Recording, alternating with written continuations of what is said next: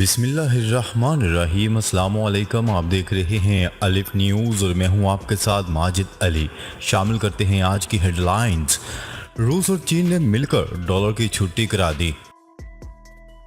ترک صدر رجب طیب اردوان کی یونان کو سخت دھمکی، ہم رات میں کسی بھی وقت آ سکتے ہیں۔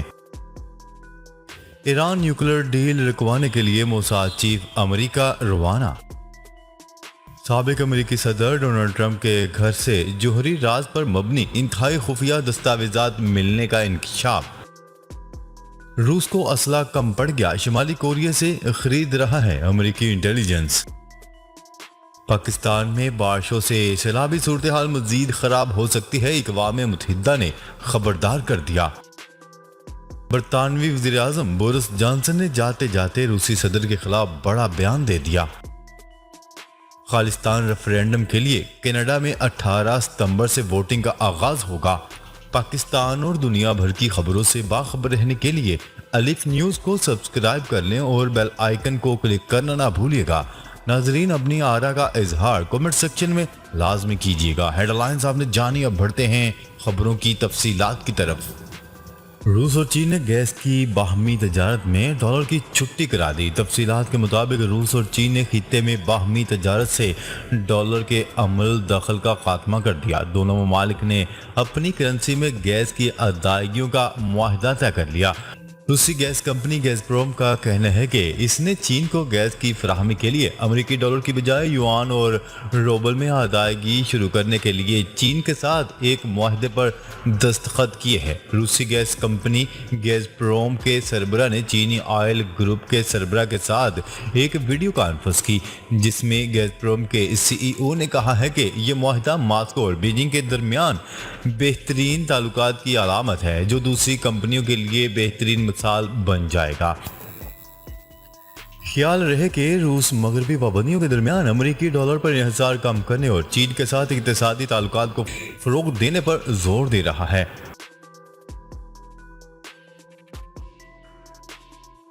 خبر کے اگلے حصے میں بات کرتے ہیں۔ ترکی کے صدر رجب طیب اردوان نے یونان کو دھمکی دیتے ہوئے کہا ہے کہ اگر یونان نے اس کے جہازوں کو ہراساں کرنے کا سلسلہ بند نہ کیا تو اسے بہت بھاری قیمت چکانا پڑے گی۔ ایرانی پریس رپورٹ کے مطابق ترکی اور یونان نیٹو کے رکن ممالک ہیں جن کے سرحدی اختلافات صدیوں پرانے ہیں۔ 1974 میں سائپرس کی تقسیم اور جزیرہ روم میں تیل کی دریافت کے بعد سے تعلقات میں کشیدگی بڑھتی جا رہی ہے اور دونوں ممالک کئی بار جنگ کے دہانے پر پہنچ چکے ہیں۔ گزشتہ اتوار کی شام یونانی میڈیا نے ترکی کے ایک جنگی جہاز اور ایک ڈرون طیارے کو انٹرسیپٹ کرنے کی خبر دی تھی۔ اردوغان نے یونانی S-300 دفاعی نظام کی طرف سے ترکی کے ایک جہاز کا نشانہ لینے اور ہدف کو لاک کرنے کے معاملے پر اسے ایک خطرناک اقدام قرار دیا تھا۔ یونان نے سختی سے ترکی کے اس الزام کی تردید کی تھی کہ اس کے S-300 سسٹم نے ترکی کے F-16 جہاز کو نشانہ بنا کر ہدف کا لاک کیا تھا۔ ترکی کا دعویٰ ہے کہ یونان بحیرہ روم کے جزائر پر اپنی فوجیں تعینات کر رہا ہے، جو پہلی اور دوسری جنگ عظیم کے دوران کیے گئے معاہدوں کی خلاف ورزی ہے۔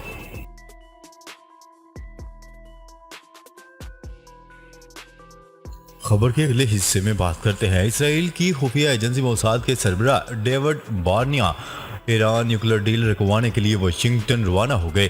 موساد چیف، وائٹ ہاؤس کے اعلیٰ عہدیداران، CIA ڈائریکٹر، امریکی joint chief of staff, Pentagon اور دفتر خارجہ کے اہم رہنماؤں سے ملاقاتیں کریں گے۔ غیر ملکی میڈیا کی رپورٹ کے مطابق بارنیا اسرائیل کی سیکیورٹی اسٹیبلشمنٹ میں ایران ڈیل کے سب سے بڑے مخالف ہیں اور وزیر اعظم یائر لیپڈ بھی اسی حکمت عملی پر عمل پیرا ہیں۔ پچھلے ہفتے وزیر دفاع بینی گینٹس اور نیشنل سیکیورٹی کونسل چیف نے بھی واشنگٹن میں جو بائیڈن انتظامیہ کے اہم عہدیداران سے ملاقاتیں کی تھی۔ وزیر اعظم یائر لیپڈ نے خود صدر جو بائیڈن کو اس سلسلے میں پچھلے ہفتے فون کر کے اپنے تحفظات سے بھی آگاہ کیا تھا۔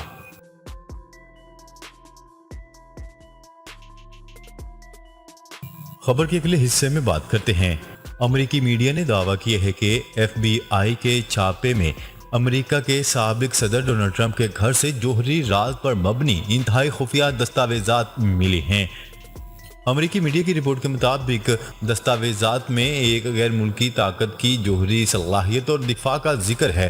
دستاویز اتنی حساس ہیں کہ صرف صدر یا کابینہ کا رکن ہی اس تک رسائی کی اجازت دے سکتا ہے۔ امریکی میڈیا کی رپورٹ میں کہا گیا ہے کہ اس قسم کی دستاویزات تک رسائی کے لیے خصوصی اجازت درکار ہوتی ہے۔ انتہائی حساس مواد کے جائزے کے لیے ایف بی آئی اور اٹارنی کو خصوصی اجازت لینی پڑی۔ غیر ملکی خبرساں ایجنسی کا اس حوالے سے کہنا ہے کہ انتہائی خفیہ دستاویزات کو ممکنہ طور پر چھپایا گیا تھا۔ ڈونلڈ ٹرمپ چاہتے تھے کہ حساس مواد سے متعلق ایف بی آئی کی تحقیقات میں رکاوٹ ڈالی جائے۔ ایف بی آئی نے رواں ماہ 8 اگست کو سابق امریکی صدر ڈونلڈ ٹرمپ کے گھر پر چھاپہ مارا تھا۔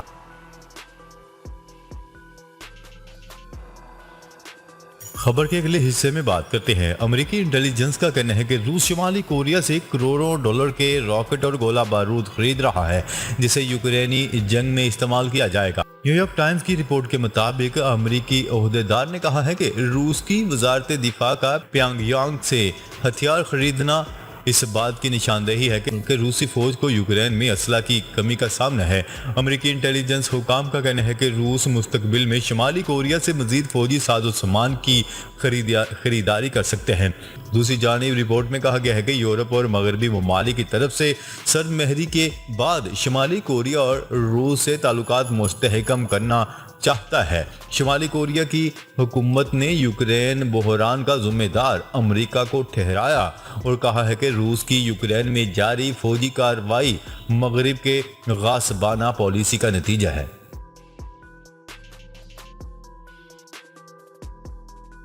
خبر کے اگلے حصے میں بات کرتے ہیں۔ اقوام متحدہ کا کہنا ہے کہ پاکستان میں بارشیں ہوئی تو سیلابی صورتحال مزید بگڑ سکتی ہے۔ اقوام متحدہ کے پناہ گزین ادارے نے بیان میں کہا ہے کہ آنے والے مہینوں میں پاکستان میں بارشیں ہوئی تو سیلابی صورتحال مزید بدتر ہو جائے گی۔ اقوام متحدہ کے ادارے نے مزید کہا ہے کہ اس صورتحال میں سیلاب متاثرین کی مشکلات بڑھنے اور بے گھر افراد کی تعداد میں اضافے کا خدشہ ہے۔ اس سے قبل اقوام متحدہ کے سیکریٹری جنرل انتونیو گوتریس نے کہا تھا کہ آج پاکستان ہے تو کل ایسا کسی اور ملک کے ساتھ بھی ہو سکتا ہے، اور پاکستان کا شمار موسمیاتی تبدیلیوں کے خطرات کے سب سے زیادہ شکار ممالک میں ہوتا ہے۔ موسمیاتی تبدیلیوں کے مسئلے پر آنکھیں کھولنے کی ضرورت ہے۔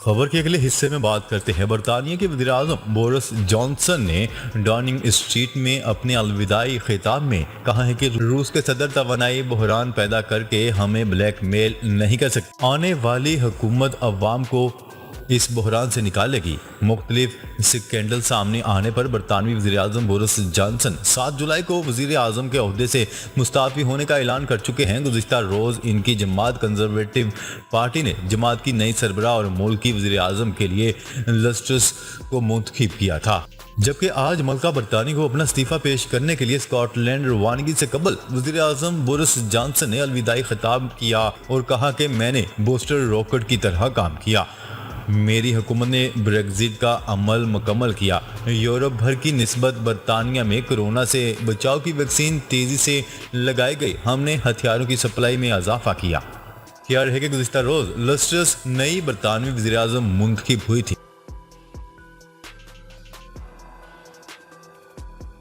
خبر کے اگلے اور آخری حصے میں بات کرتے ہیں۔ خالصتان ریفرینڈم کے لیے کینیڈا میں 18 ستمبر سے ووٹنگ کا آغاز ہو گیا۔ خالصتان ریفرینڈم کے لیے 18 ستمبر سے کینیڈا میں ووٹنگ کا آغاز ریفرینڈم سکھ فار جسٹس کے زیر اہتمام منعقد کیا جا رہا ہے۔ نیوز رپورٹ کے مطابق کینیڈا میں منعقد کیے جانے والے ریفرینڈم سے قبل سکھوں نے 5 میل طویل کا ریلی نکال کر لوگوں کی توجہ حاصل کی۔ واضح ہے کہ خالصتان پر ریفرینڈم کا آغاز گزشتہ سال 31 اکتوبر کو لندن سے ہوا تھا، جس کے بعد ریفرینڈم کے حوالے سے اٹلی اور سوئٹزرلینڈ میں بھی ووٹنگ ہو چکی ہے۔ اعداد و شمار کے تحت اب تک ہونے والے ریفرینڈم میں 4.5 لاکھ سکھ حصہ لے چکے ہیں۔ خالصتان ریفرینڈم مہم میں سکھوں سے اس سوال کا جواب طلب کیا جاتا ہے کہ کیا ہندوستان کے زیر انتظام پنجاب کو ایک آزاد ملک ہونا چاہیے۔ سکھوں سے ریفرینڈم میں پوچھے جانے والے سوال کی بھارتی دارالحکومت نئی دہلی اور بھارتی ذرائع ابلاغ کی جانب سے شدید مخالفت کی جاتی ہے۔ ناظرین اب تک کے لیے اتنا ہی، مزید خبریں لے کر بہت جلد آپ کی خدمت میں حاضر ہوں گے، تب تک کے لیے اپنا خیال رکھیے گا، اللہ نگہبان۔